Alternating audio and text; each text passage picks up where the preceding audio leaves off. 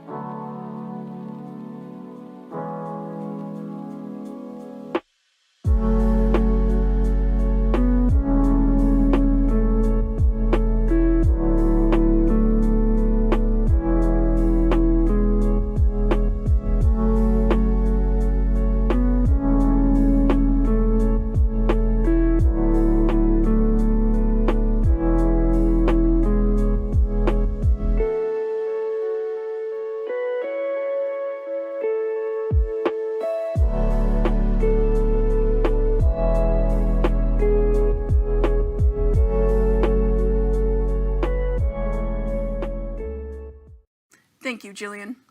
In weather, we're really starting to see those fall temperatures in full swing. Today will be the warmest day of the week with a high of 85 degrees. Colder temperatures and cloudy skies will be here for the rest of the week, with scattered rain expected Wednesday and Friday. Friday is also when we'll see the lowest temperatures for the week, with a high of 56 degrees and a low of 37. So make sure you know where your umbrella is at and maybe throw on a few more layers. This report may change throughout the week, so stay up to date with our partners at kwch.com. And when we come back, Reagan Neufeld with sports.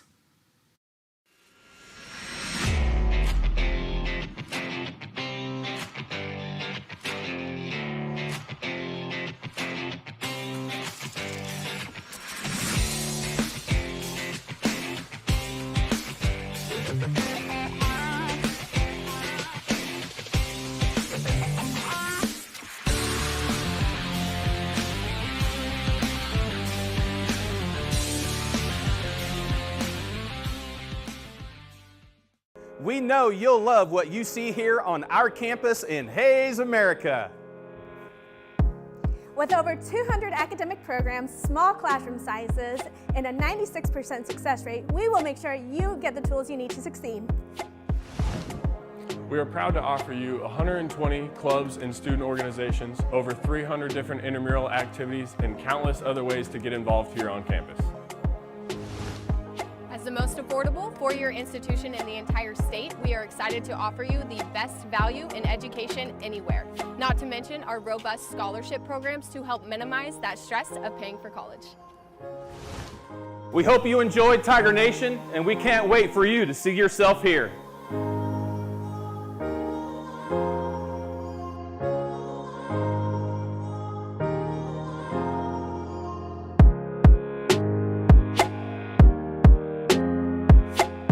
The average person uses around 100 gallons of water per day. With only 3% of the water on Earth being freshwater, it is important to be mindful of how much you are using. Turning off the sink while you are brushing your teeth is an easy way to conserve water. It is also important to never leave running water unattended. Replacing leaky faucets is another easy way to cut down on water usage. Also, adjusting the load size on your washing machine will ensure that water is not being wasted. Do your part to help conserve water. Welcome back. I'm Reagan Neufeld, and here's a look at what happened this last week for Fort Hays athletics. Both soccer teams had another successful weekend. Starting on Thursday, the men traveled to Oklahoma, where they took on Southern Nazarene University and won 3-1. The team then came back to Hays for a top 25 matchup with number 16 Northeastern State. Tyler Lockhart sealed the win for the Tigers, scoring in the 89th minute to make the score 2-1. Their next game is this Saturday in Wichita against Newman University, starting at 3 p.m. Women's soccer remains undefeated on the season after beating Newman 2-0 on Friday and tying with the number 11 ranked Central Oklahoma Broncos 1-1 on Sunday. Their next game will be at home against Northeastern State on Friday, beginning at 7 p.m.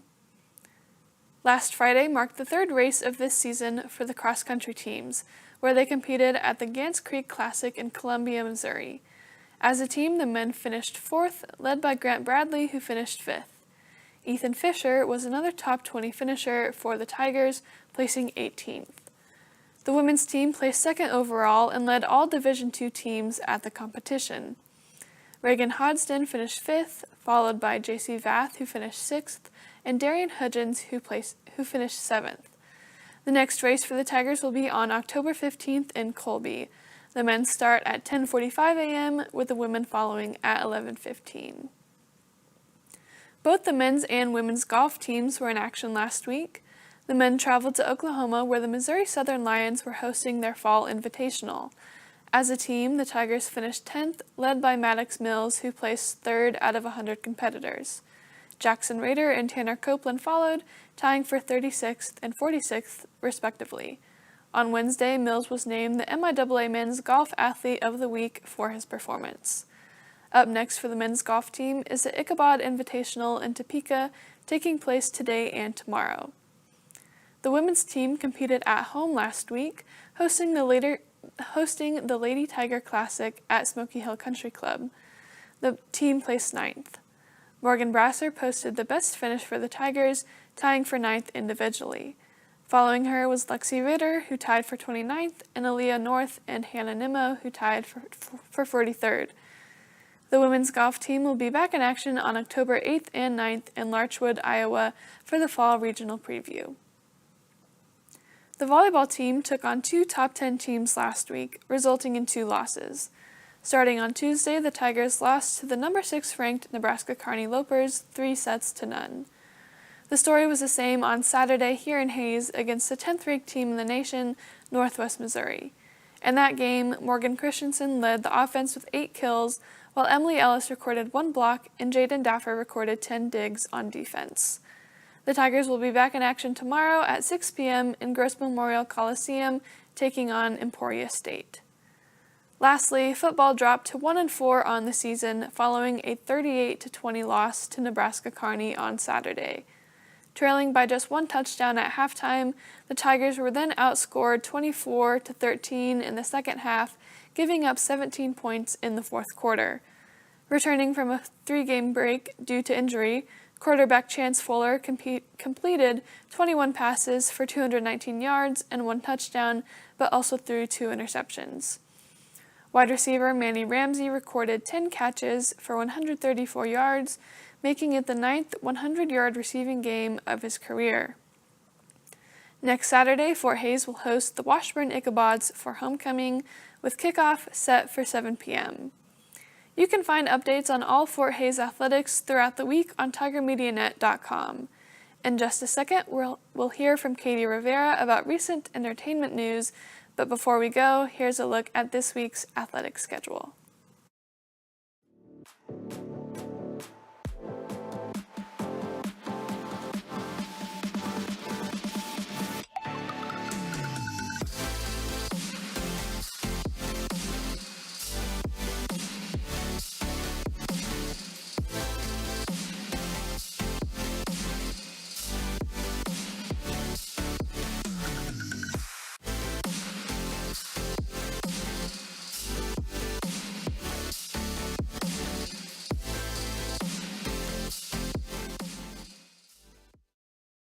Welcome to a new segment known as Get Cultured with Katie, where I share updates from Hays to Hollywood and everywhere in between.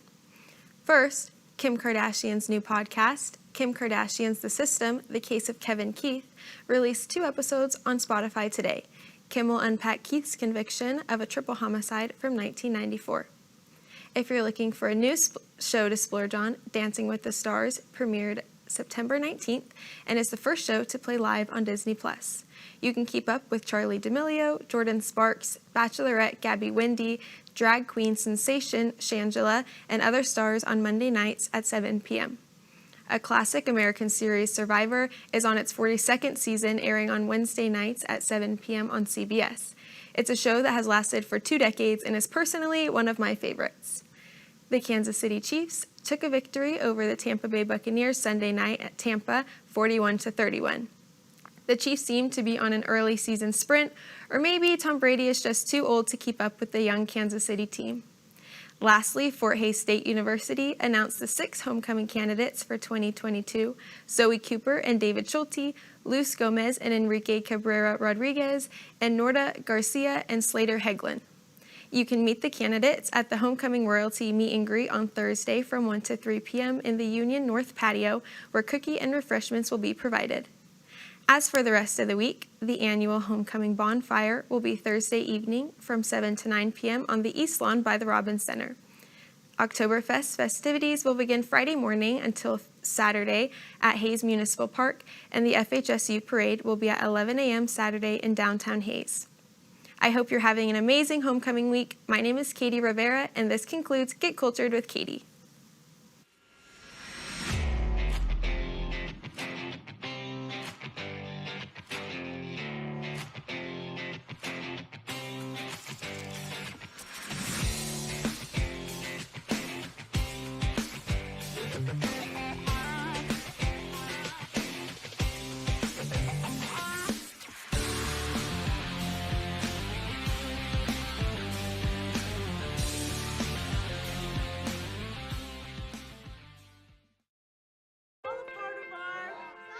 Teachers today are finding new ways to instill old lessons, proving that greatness can be found in everyday places and that you don't need to be famous to be unforgettable.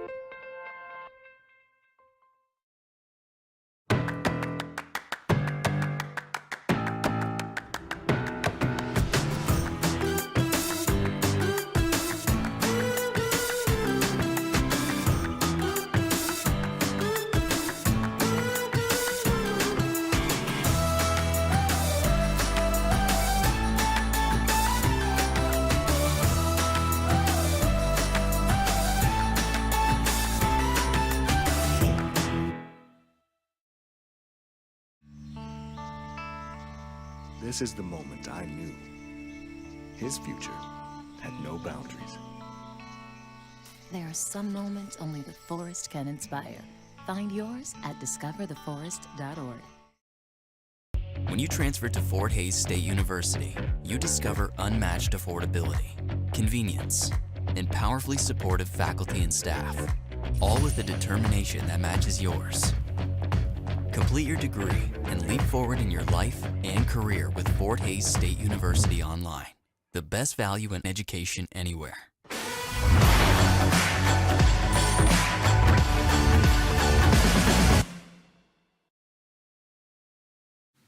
Welcome back. Here's what's been happening around campus.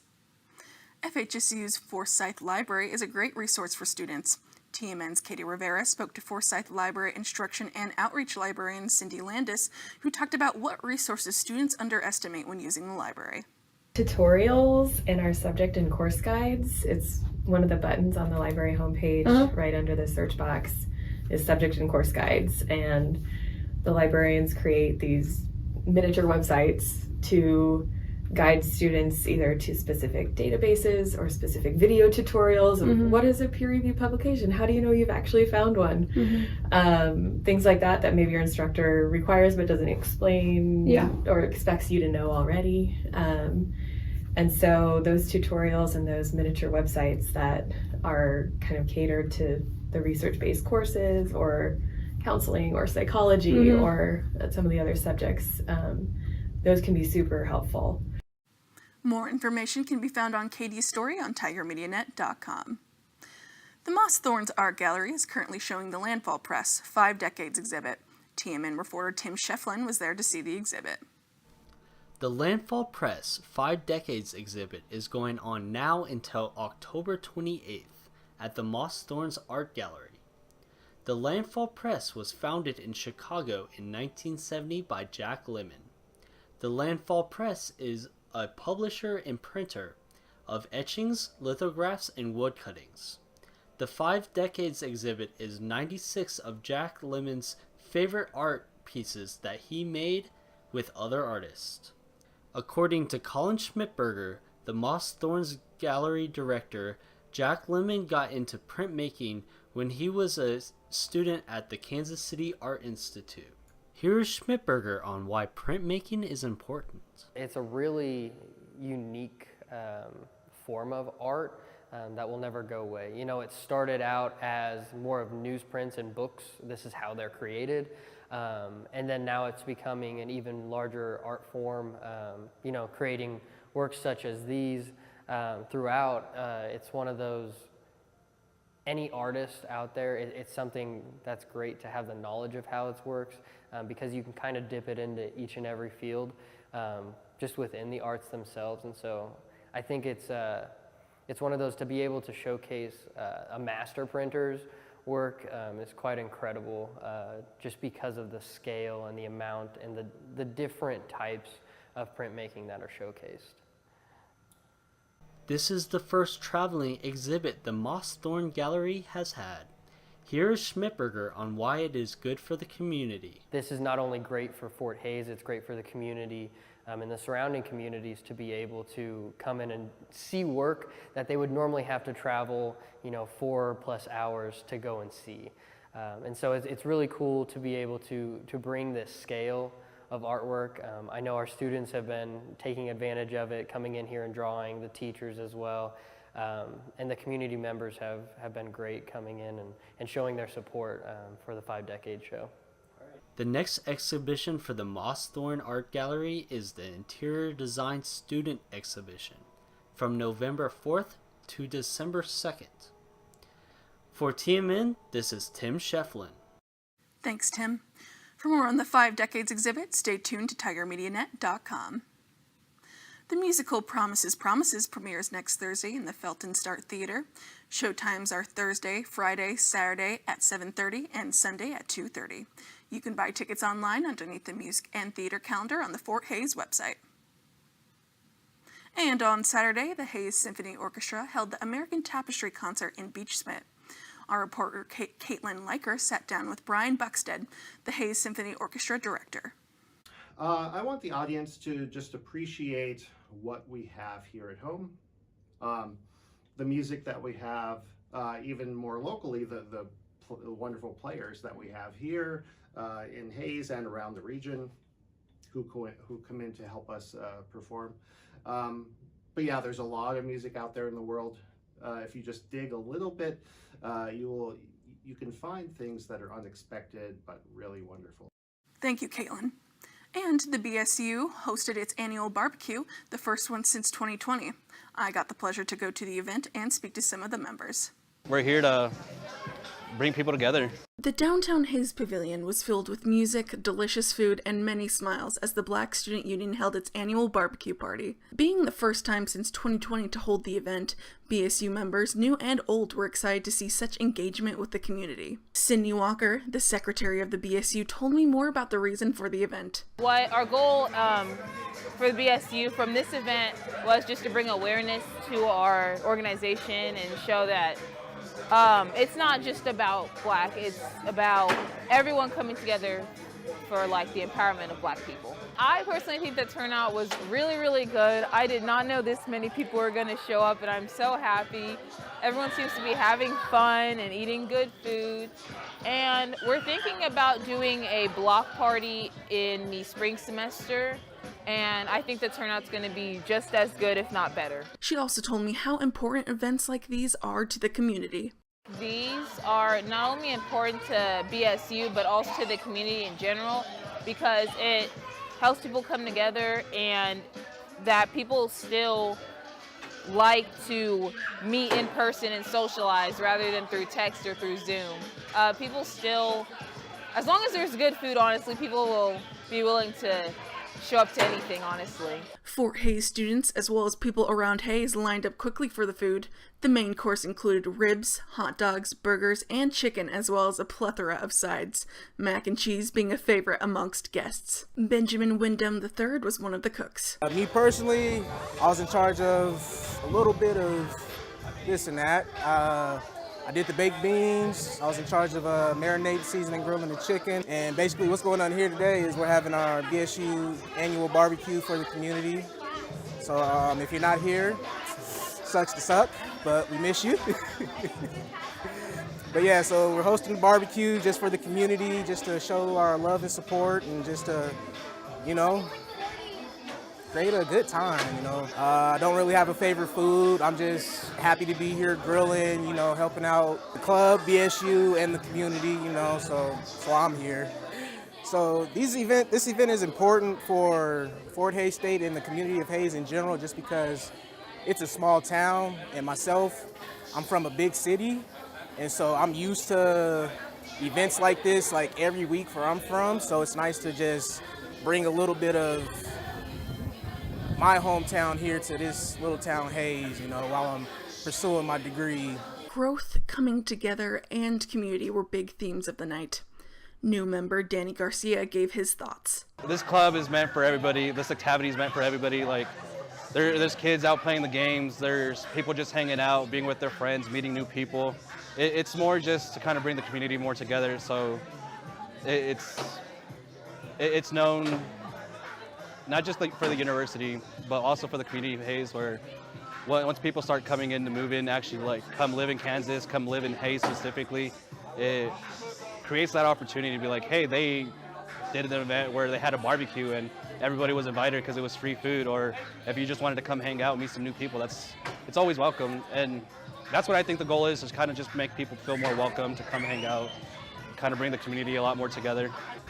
What I expected the most is I was hoping a lot of people would come, and there is a good turnover. And not just black students. I see some Latinas. I see some American people. I see a little bit of everybody, and I was just hoping for the best, and I got proven right, honestly, that people can come together. This event had great food and even greater people. For TMN, this is Kerrigan Hutton. And to see future events for the BSU, you can check out their organization on TigerLink. And that is a wrap on today's TMNtv News. To stay up to date with local, state, and national news, visit tigermedianet.com as well as our social media pages.